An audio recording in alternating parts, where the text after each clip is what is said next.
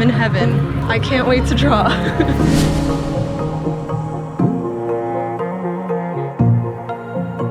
Okay, this is good. Perfect. Thank you. Have a good one. You too. Have a good day. We have officially arrived. Today we're sketching at the Science Museum for inspiration, and it's time to start exploring. Thanks. Have a good one. Alright, so the goal is to find a way to sketch everything today in the Science Museum, and I want to see what I can capture in about 5 hours. I'm so excited. Wait, run that back. Did she say everything? Sketch everything. Yeah, my ambitions were pretty high for such a huge museum, with 6 levels and exhibits ranging from planetariums, aquariums, dinosaurs, you name it. But let's try to see as much as possible, right? Here's the map. Got 6 levels and quite a lot we could draw. Well, let's just start somewhere and see where the day takes us. Inspired and excited, but don't know where to start? Sometimes you gotta close your eyes, put your finger on a map, leave it up to chance, and just land there. Looks like level 3 is first. Feathers to the stars, aquarium, and a bee lab. Wait, is that a dinosaur I see? Let's go!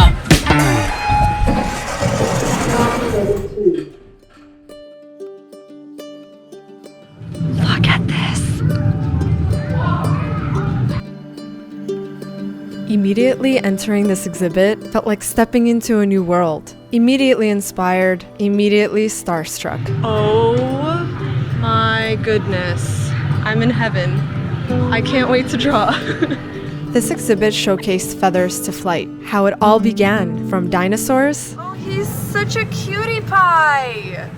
Look at that little face. Look at him. To their structures resembling modern birds, this specific exhibit showcased how it all originated millions of years ago, from flying dinosaurs to birds to airplanes to spaceships. And it was crazy to see how it's all connected. After geeking out for a few minutes and taking some time to settle my excitement, I grabbed my sketchbook because it was time to sketch. And I brought my big one because I was craving to sketch a bit larger after painting giant walls for 10 days. And I wanted to start at the very beginning origin of flight, dinos. And to break into that blank page, we're gonna just go right in with some ink. Now I wanted to capture as much as possible, so I started over on the far right, and since the museum was closing soon, I just focused on the head skull study.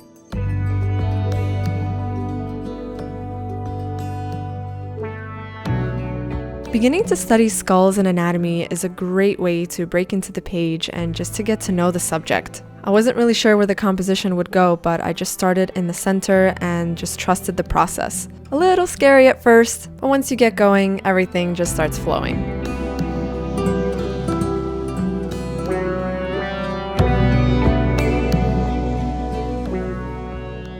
I came with an intention to draw as many things that inspired me and just see where the composition and spread would go. And I thought, why not study some dinosaur names while I'm at it? So I just decided to draw every single one down the line.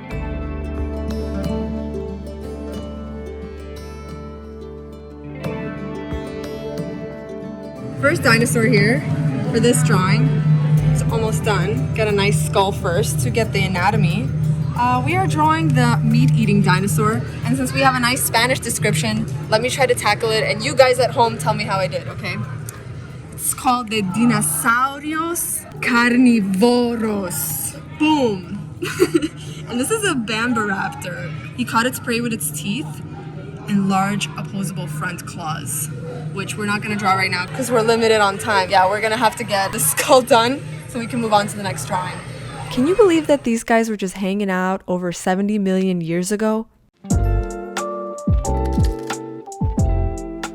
do this little guy really quick. Ready? We're gonna time ourselves in 5 minutes. 3, 2, 1, draw.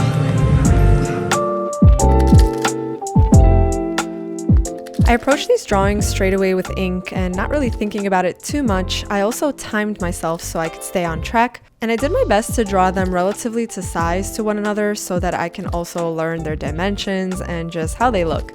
And I also did my best to get the pronunciation right.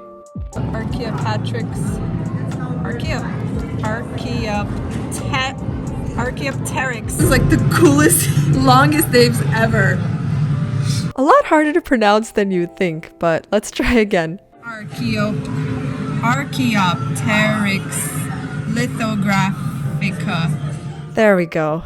I really enjoyed creating diagrams and writing the names down of the dinosaurs. And these three show the progression from dino to bird.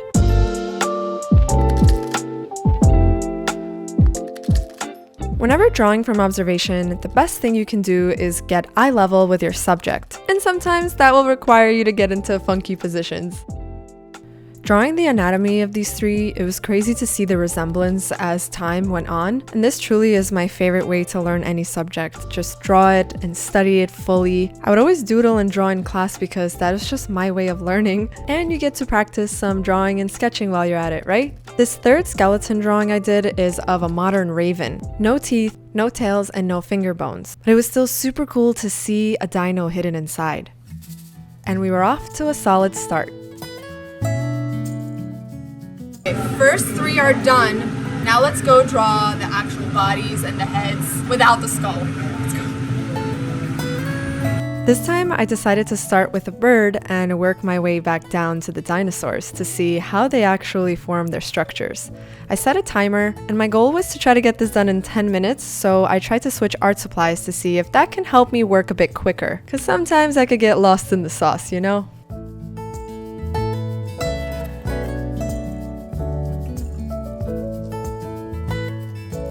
I was always somebody who was fascinated by birds, and I've always wondered what it would be like to fly. Just imagine having wings and just soaring through the sky, right? But it was also super cool to see how they were connected to dinosaurs.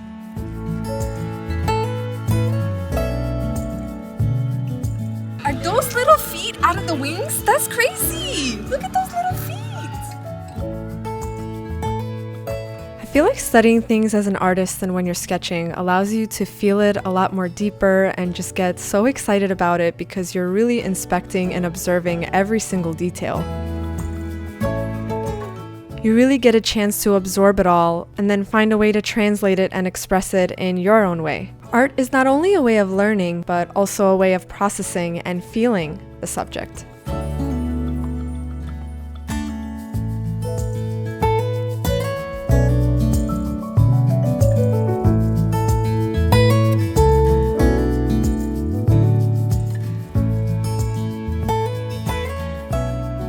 Getting out of the studio, out of the comfort zone, and sketching on location has been such a blessing. And aside from creating right there in the moment, it's even more special to connect with others of all ages.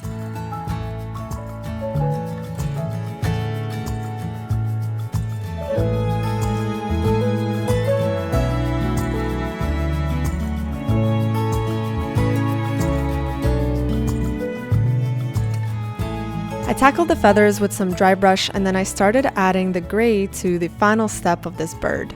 This will bring in a middle value and just a bit more dimension. As I finish up adding a little bit of grays to this drawing, I'd love to take a quick moment and thank our sponsors of today's video, Squarespace. In my sketchbook spreads, I like to leave a little bit of room for text and add little headings to fill out the composition. Creating a layout in your sketchbook page is very similar to making a website. And that's where Squarespace comes in. It's the all-in-one platform for you to build your website, which is super easy to make and is very user-friendly. Now, although we don't have a set template here in our sketchbook, Squarespace has award-winning templates for you to just drag and drop your images, and voila, you have a ready website with a super professional finish. I love that I can share my sketchbook pages there, my portfolio, some paintings, and also have a section for my shop. The possibilities to customize are endless. So head over to squarespace.com for your free trial, and when you're ready to launch, go over to squarespace.com/Jess Karp for 10% off your first purchase of a website or domain. Cute. It's coming out cute. Okay.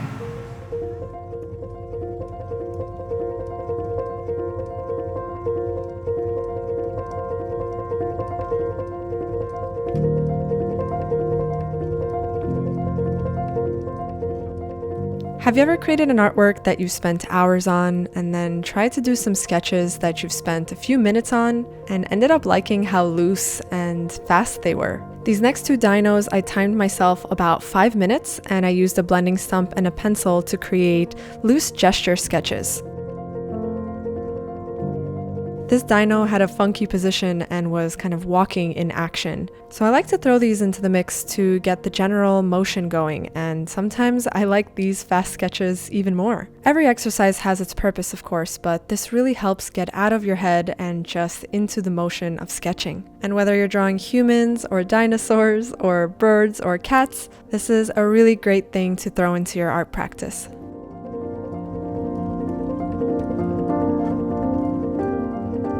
This first gesture dinosaur I drew is one of the most bird-like dinosaurs ever found. It said that fossil evidence revealed that it was the most closest to the modern bird. And over 120 million years ago? Wow.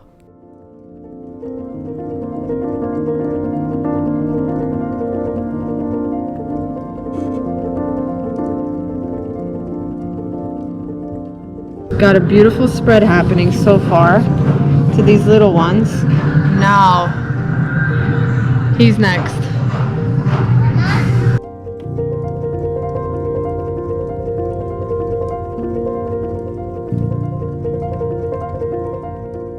To finish up and fill up the bottom of the spread, I decided to tackle this giant dinosaur over on the bottom right, and he's the largest to show fossil evidence of feathers. Imagine just seeing him walk by past you.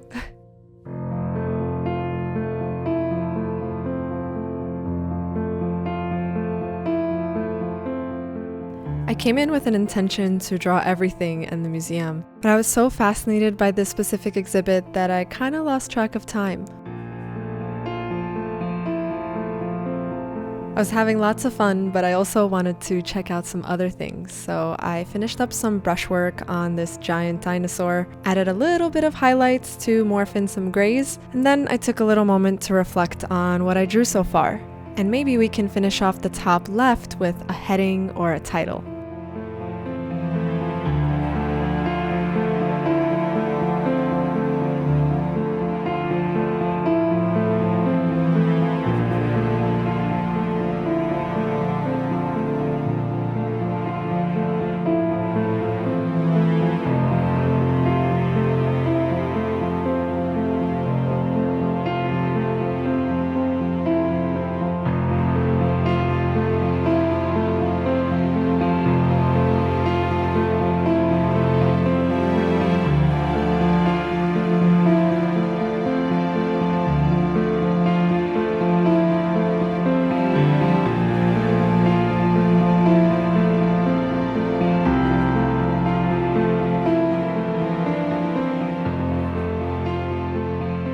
Besides all the inspiration out there in the world, I was always inspired and in love with letter form. So to finish off the spread, I decided to add a title up top and create this little font and add a little bit of pencil at first, and then I created a gradient with ink. Drawing in letters and writing things down is almost super therapeutic to me, and I find it beautiful the way that words and pictures can exist together. I think both elements bring each other to life, and both give each other meaning.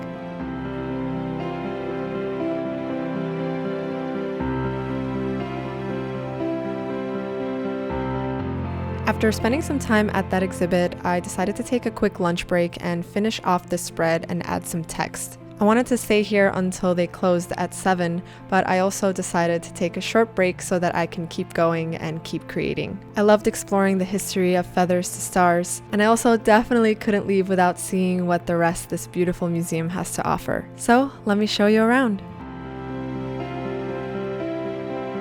At the very top of the map, they suggested to start all the way at the top of the roof and work your way down. So why don't we head back up and work our way back down to the very first floor. The rooftop was home to the sunspot and the observation deck. And luckily, it was a beautiful sunny day.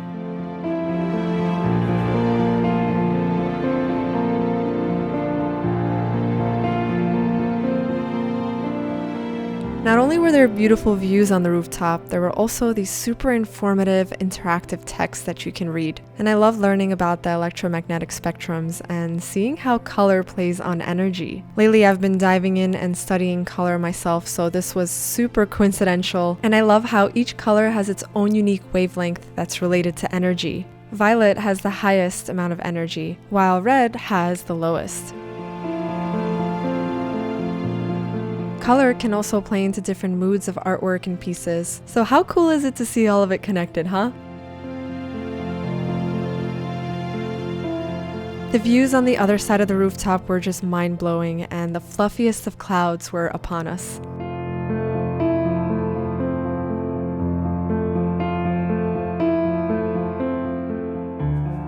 Why is it that every time I get out of the studio and sketch on location, I'm reminded that it's really great to do it more often, but also a necessary step to just take a moment, take a breath, and take it all in.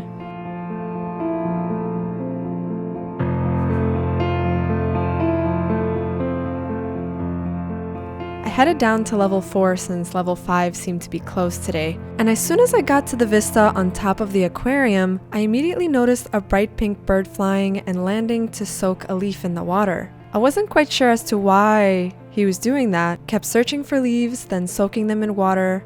Oh, and I loved seeing my favorite royal terns there too.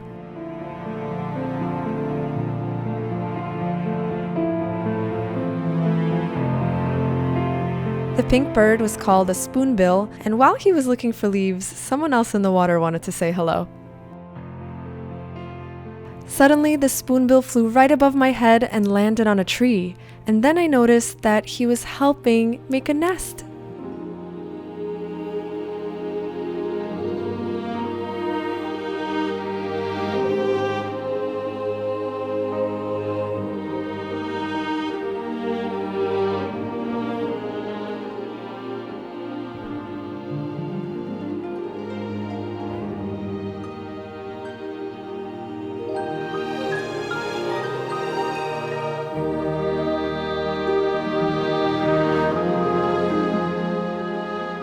Seeing this just truly melted my heart, and little did I know it was just getting started as we were gonna go down to the next level. I made my way back to level 3 to a different exhibit that was all about the brain. Oh my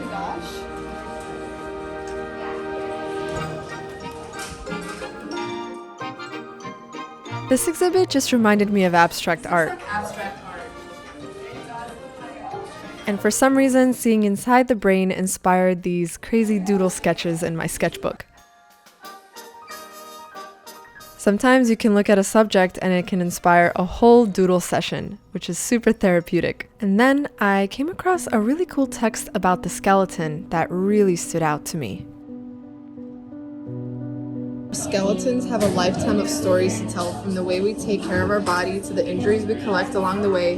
With careful observation, we can read the story of the person who left the skeleton behind.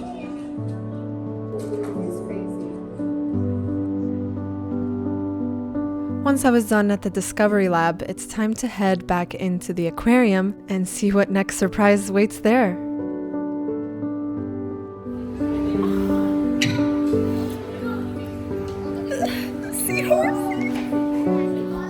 The first thing I saw when I walked in were this beautiful seahorses. To me, they look like fantasy creatures, and I just find them extremely fascinating. They just look so magical to me. Watching them move and glide in the water, I just had to capture them in my sketchbook.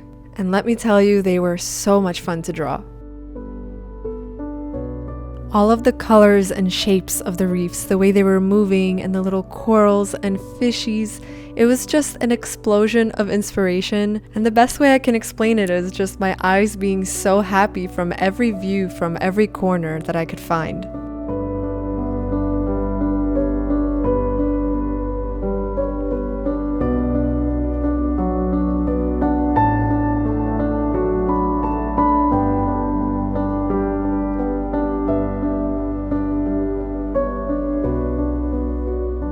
And this little guy definitely stole my heart. I loved how this museum had a full wall of other illustrations and watercolor sketches of some of the seashells and corals. Seeing all of these and reading about them just reminded me of how much there is out there and how much there is to learn. So many different shapes, textures, sizes. It all just really blows my mind every single time.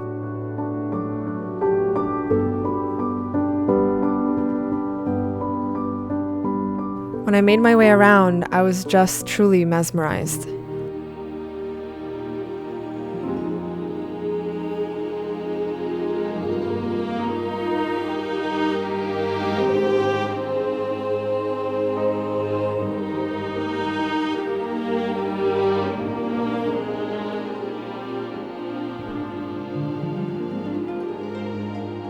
While I was in complete awe, I seemed to make a little friend who just kept swimming back to me and really enjoyed some kisses.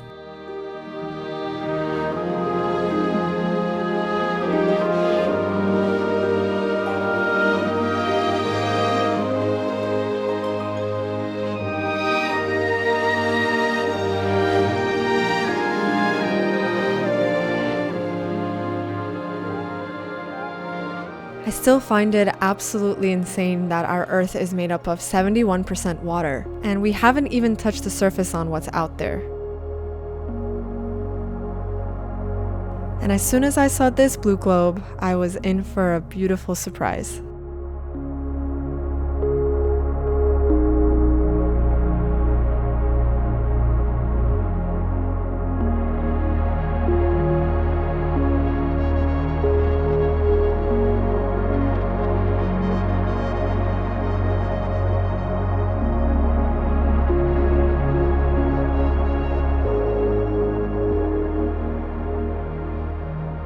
After I finished exploring the last of level 3, it was time to make it our way back down to the final 2 levels.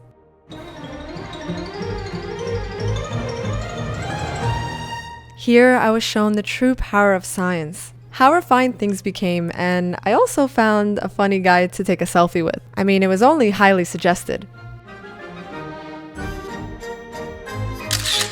And then I got to think about what it would be like to live underwater versus living in space.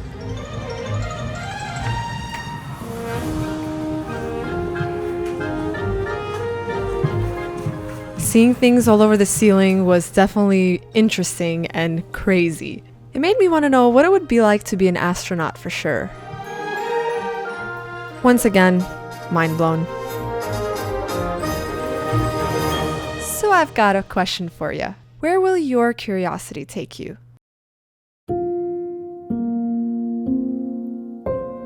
Mine took me to the 2nd floor, and I definitely didn't want to leave.